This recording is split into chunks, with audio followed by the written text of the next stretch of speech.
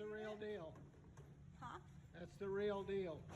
You want to shoot it? No, it's all right. You shoot it. I can shoot it anytime.